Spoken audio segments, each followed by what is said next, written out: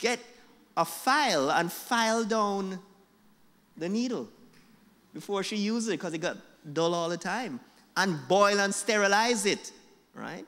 That shows you how far we've come. So, but we have less of that.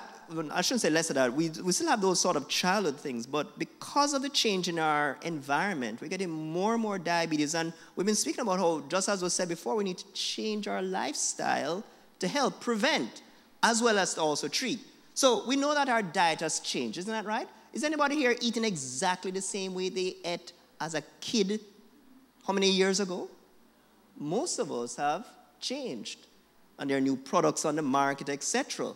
And of course, that has also helped to drive some of this epidemic of obesity and diabetes. Our physical activity, we heard about the Jamaica Moves program, and many of us are very sedentary.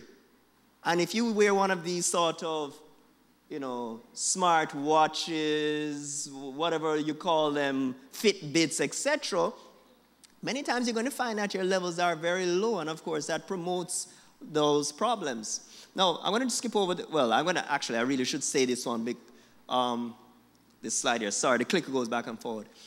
What this slide is really just here to remind me. It looks like a complicated, but I'm just going to talk around it. What this slide here is just to remind me, to back up the statement that I said before. If you have diabetes, you're at high risk. Now, remember Sanford would clutch his heart, and Elizabeth, I'm coming now. Let's say that Sanford survived his heart attack. What would you have told him? I'm sure you'd have told him, so, well, Sanford, you better clean up your act. Get your weight under control. Stop smoking. Control your blood pressure. Get more sleep. Eat healthily. Take your medications. See the doctor. Isn't that what you'd have told your friend or family member if they survived the heart attack? Yet, what this graph is trying to show is that that person who survived a heart attack and a diabetic person who has never had a heart attack, they have the same risk of having another heart attack. In other words, the diabetic individual has the same risk of having a heart attack as someone who has already survived a heart attack. So the same advice you would have given to Fred Sanford if he survived is what you have to give to everyone who has diabetes. You have to treat your diabetes as if you are a heart attack survivor. You are high risk. Remember the title of this thing?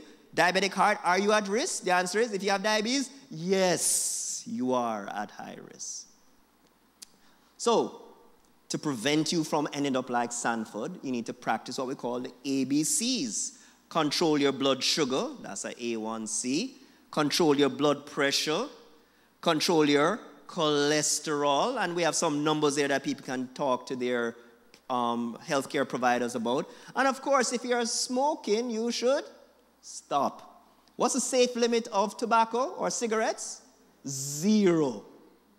0, right? So all of those are very important. And of course, I sometimes say ABC, but I might say ABCDEF. D stands for diet, E stands for exercise, and F stands for taking care of your feet.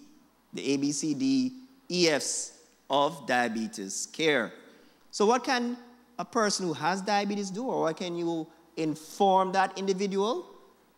Take care of their feet, check their blood sugars, right? Nowadays, the NHL helps with providing meters and strips.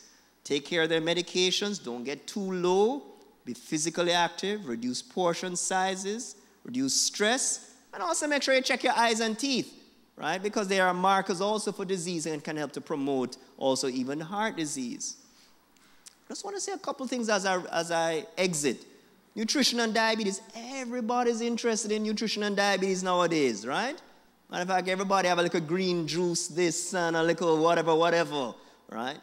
So I just want to remind you that, we do have our Jamaican diet. Is there anybody here who does not like what is on that slide, right? Most Jamaicans like their patty, right, and their curry goat, isn't that right? Or am I speaking wrong? Because I tell people, before I die, you better give me oxtail.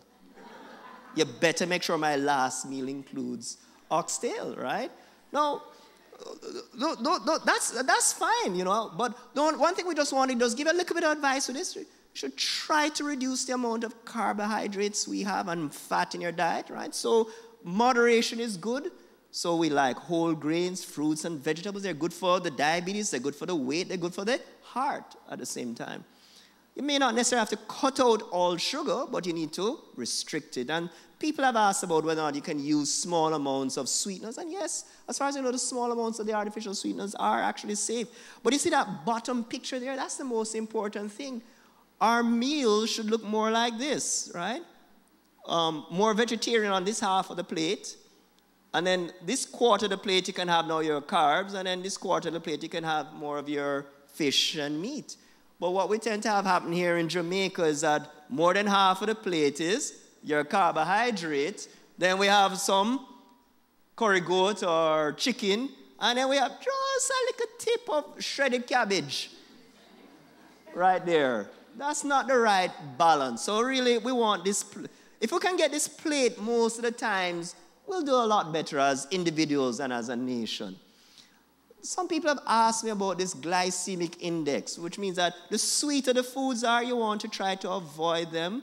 And the more complex food, which have low glycemic foods, are better off. And we've also shown, even here in Jamaica, that if people eat more complex carbohydrates, their markers of inflammation, which promotes heart disease, their diabetes, their blood pressure, does get better.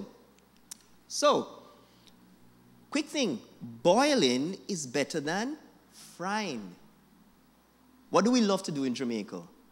Oh God, yes, better fried, right? Matter of fact, I don't want boiled breadfruit. I want mine fried, right? So we're all in the same thing. But as you can see that once you start to fry it and do other things, roasting, it moves from being relatively green or yellow to being more in the danger zones, right? So even common foods are just, oh, yeah, breadfruit is good, sweet potato, everybody loves a sweet potato. But yeah, once you fry it or roast it, you're making it pretty dangerous, right? So the way we prepare our foods is also very important in the whole thing. So that is really just to say, don't forget the exercise. I hope I haven't been going too fast in this talk, but exercise is important. I see you have the 5K thing coming up there and Sigmas and whatever. The only thing I would just say to people, don't wait just for the event. Do it as part of your regular life. Ask me when was the last time I did a 5K. You're not going to ask me? I said, ask me, yeah. Yeah, last night. Yeah, so I went and did my, it has to be part of your lifestyle. So Sigma comes once a year. You can't just wait once a year to do it or whatever. Or other, there are many more 5Ks and other things. But what we want, is to have this pattern that being active is part of your DNA and not just for an event. An event is good, but make it part of DNA. So all of this was just really to say, there was the last time we were back to Sanford again, that I hope that none of us welcomes Elizabeth, right? Remember, if you have diabetes, you're high risk. End of story. Check to see if you have your risk factors. And if you do something about it. I thank you for your attention.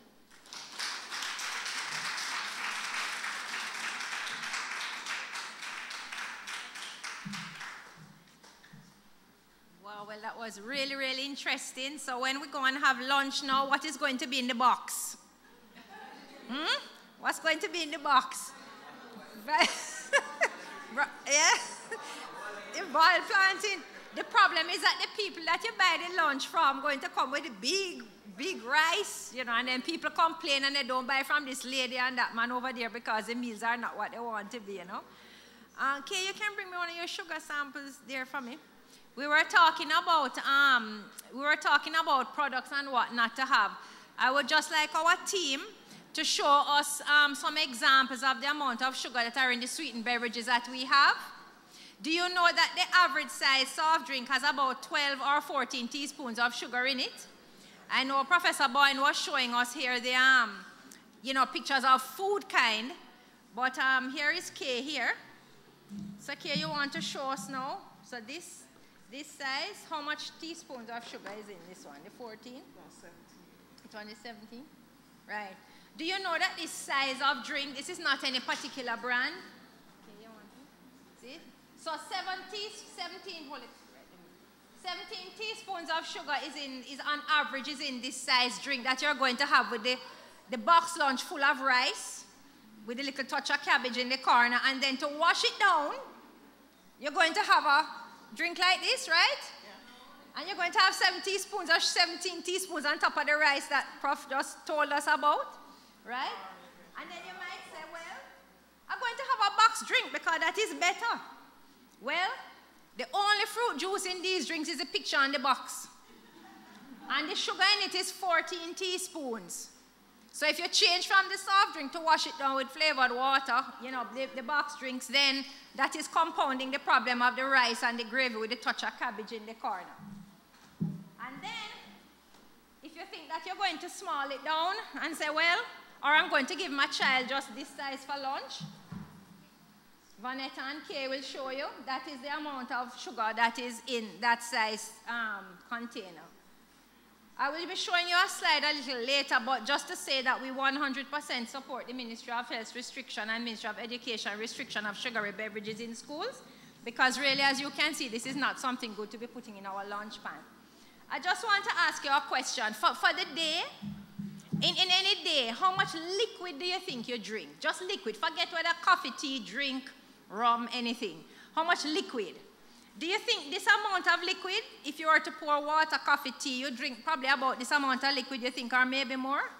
What do you think? Just on average. It's about 2 liters. This is a normal, average size soft drink bottle.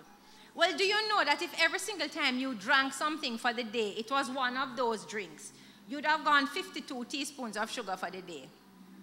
So just think about that, okay? So we need to be mindful of what we eat. Professor Boyne showed us about the food kind, and be mindful of what you drink.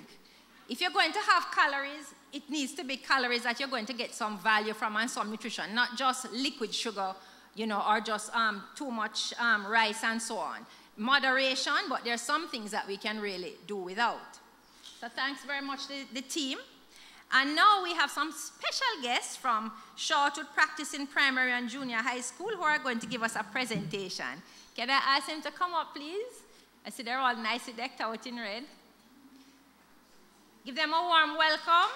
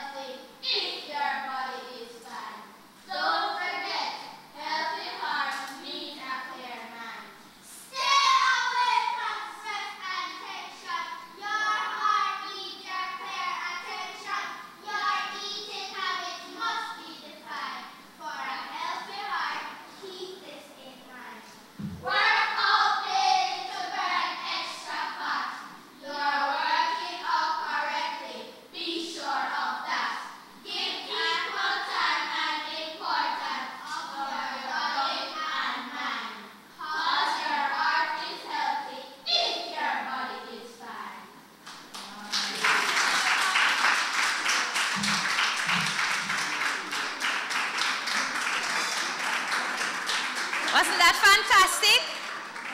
That is our hope. That is our hope for the future. Maybe our generation gone bad already, as I said, in terms of the, you know, the diet and so on. So we're really hoping that this next generation will take healthy lifestyles more seriously than our generation did, and that we can see some improvement in the statistics that Dr. Davidson gave us earlier. Just quickly, I will we're going to give you some time for questions. I will just tell you a bit about the Heart Foundation and just some of the services that we have and what our figures show in relation to the screening that we have done. I'll try and get this going. Okay, so just to let you know our mission, we at the Heart Foundation, basically we promote heart health, and all our activities are in relation to that. We have 4 main prongs: screening. You will have seen us going around the island screening. Advanced tests, so if the doctor thinks you need an echocardiogram or so on. Health education and training. As you see, and health promotion. You see the school children here, we have a Healthy Heart Club in their school. They've been with us for many, many years, and we have several clubs like that, and we also teach CPR. Now, you've heard about the risk factors for heart disease, and this month, of course, we have singled out diabetes. Last year, we did obesity. So these are the main risk factors, and so we focus, all our work is within the framework of these risk factors as we try to promote heart health. Of course, we have the medical services. I don't know how many of you know that we have a pharmacy, and the medications are much cheaper than in the private sector. We put a very low markup just to cover expenses. And I had mentioned some of the programs. We also work in tobacco control, tobacco prevention. And of course, you know, we have an obesity prevention project going, and you will have seen our posters, the buses, the bus stops, the ads on TV, and so on.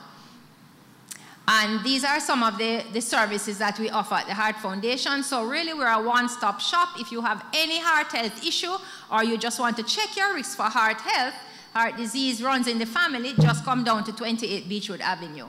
The basic test that we have here, we don't need a referral. You can just turn up at the front and say, I want to be screened. And you'll be met by a medical technician. Your results will be reviewed by the registered nurse. And if necessary, you'll be referred for further follow-up. Maybe you need a nutritionist. Maybe you need to see a doctor. Maybe you are healthy, and then you just come back in a year's time for another check. This is one of our the vans that go island-wide to help us with our screening. Just to let you know that last year, the ECGs that we did, about 43% were found to be abnormal, and they were referred. It doesn't mean that there were necessarily anything wrong with the person, but we just do this as screening, and their doctor determines what the problem is. Waist circumference, you heard about that from Professor Boyne. When we did the waist circumference, half of the persons had, they were too wide around the tummy. Now remember, the people that come to the Heart Foundation are self-selecting. This is not a scientific survey. But out of the people that came to us, half their waist was too much, measured too much. Blood pressure, only 23% of persons who came to us had a normal blood pressure at that time. Some were already hypertensive, some were new, but we send them to their doctor for a final diagnosis. But in terms of the readings we got, only 23% were normal at the time of us doing the test. Blood sugar, similar in terms of at the time they did the test, 5.3% were abnormal, and cholesterol, 8.9% were high risk. We refer everybody with an abnormal result back to their doctor or to the clinic at the Heart Foundation of Jamaica for further follow-up, and they would make the diagnosis. HbA1c, this is a test that measures the blood sugar level over a 3-month period. Those who did it, as you see, 63.9% were in the range of someone who had diabetes. Again, they were sent back to their doctor or to our clinic. This is us in the field. Body mass index, boy, we're really not doing too good at all. Only 28.9% of persons who weighed with us had a normal weight. As I said, this is not a random sample, but just to show you, we have a lot of problems in this area.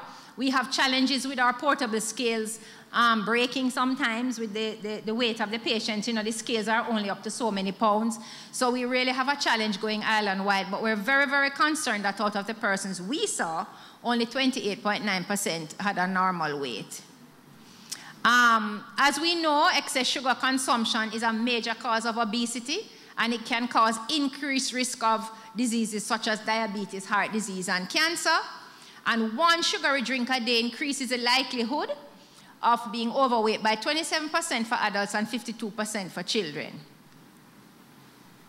And just to let you know, so 1 in 2 Jamaicans, now this is a national sample, Jamaica Health and Lifestyle Survey, are 1 in 2 Jamaicans 15 and over are overweight or obese. And 1 in 3 Jamaicans 15 and older has hypertension, and 8 has diabetes, which we heard about earlier. This was the Jamaica Health and Lifestyle Survey figures. Look how they have gone from 34% to 54% in just a short space of time. And there has been a 68.3% increase in the children who have obesity and are overweight, and we're very, very concerned and very happy with the restriction of sugary beverages in schools as part of the many strategies that will be used to try and reduce obesity.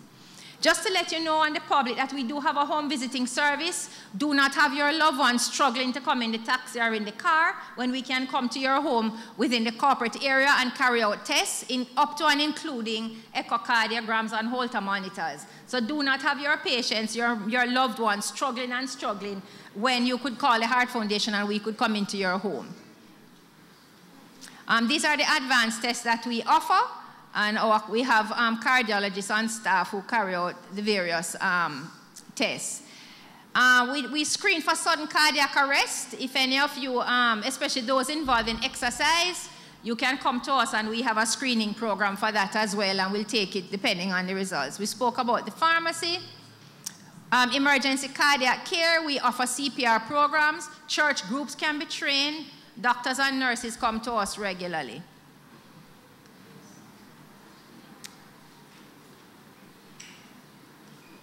Some of you may know about the automated external defibrillator.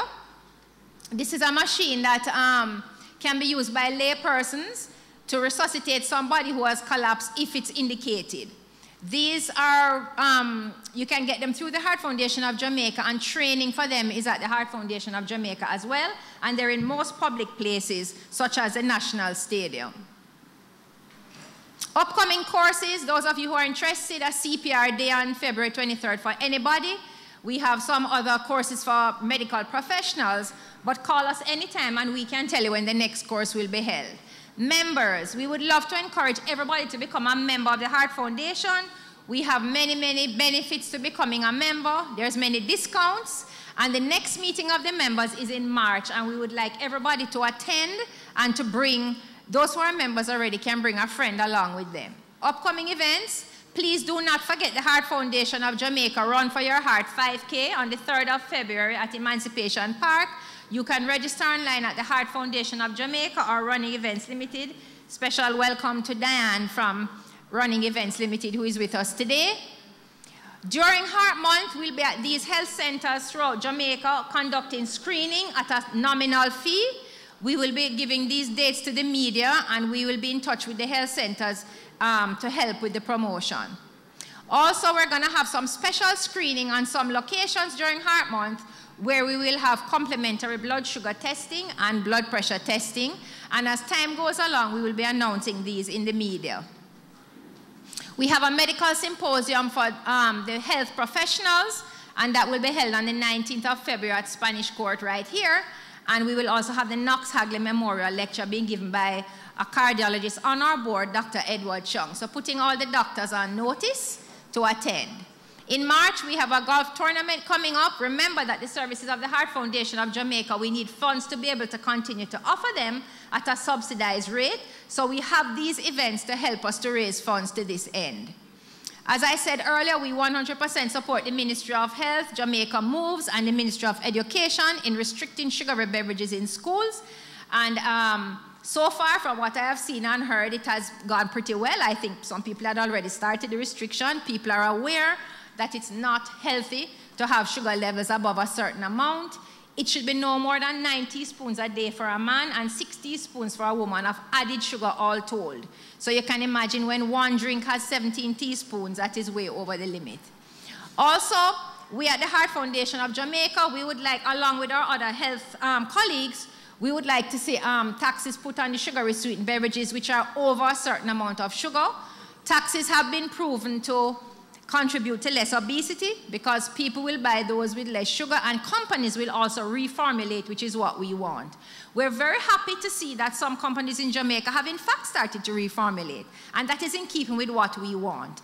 Other countries that have put on a tax on sugary beverages at a certain level of sugar, companies have reformulated to avoid the tax, and that would be good because our intent is to actually have a healthy population, not to put anybody out of business. It has been shown that a 20% tax on beverages can reduce consumption by 20%, and of course, ultimately, along with other measures, that would help us to reduce obesity in time. These are from the WHO. These are just some of the organizations that we partner with. And special thanks to our media. I cannot thank them enough because we are here preaching to the converted. If it wasn't for the media, our messages would not get out. And we really appreciate the help that you have been giving us over the years because we really, really need people to get these messages, to be aware to go to their health provider. So really special thanks to the media. And this is our premises at 28 Beechwood Avenue for those who may have not have been there before. So with those few words, before we have the closing remarks, I would just like to ask if anybody has any questions for myself, Dr. Davidson, Professor Boyne, or the project, the obesity prevention project. Just any questions in general, we'll try and answer them for you. Yes, we have one. What's being presented on a website? I think more persons need to hear. Yes. Uh-huh.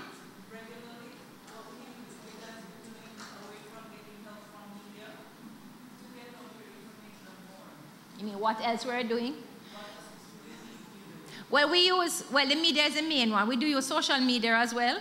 So for example, these type of lectures we would put on our YouTube channel, and we use Facebook and try and boost the posts. We have Twitter and Instagram. It really is a challenge because media is the best way on social media because of the numbers that you can reach. So our team, talking about obesity prevention, they visited over 100 places last year, giving talks. But you can imagine going from here to Negril to St. Thomas to Portland, maybe 20 people, sometimes 100 people. Our population is 2.7 million. So even though we do that continually and we do try to go to all the requests that we get, really and truly, radio, TV, that is where it has to be. Print media to a certain extent and social media. So really the media is a number one because talking to a church group will be just, who is in that room. It is really difficult. So we have to rely on the media, and of course social media in particular is not as expensive, to promote our messages, but we do put all these programs on our YouTube channel and promote them on our social media. How do you get persons to see your YouTube channel? How will I know that I need to go? Well, we would promote it and boost it on places like Facebook because that has the opportunity for us to be able to reach more persons. We do have a website as well that we have it on there. The Healthy Heart Clubs, they can contact us at the Heart Foundation. It's an extracurricular activity that our staff attend, and we have a set curriculum. For example, one week we'll do healthy eating, another week we'll talk about exercise, one we'll talk about the impact of smoking. So they can contact us at the Heart Foundation of Jamaica. Any other questions? Yes. A follow-up to the question she asked. Yes. You gave a lot of statistics here. Right. Yes. How do we get that? We can email it to you. Okay. We can email you the presentation. Secondly, today's meeting was a diabetic heart. Yes. Is there any difference between heart disease by diabetics and heart disease and non-diabetics? Professor Boyne?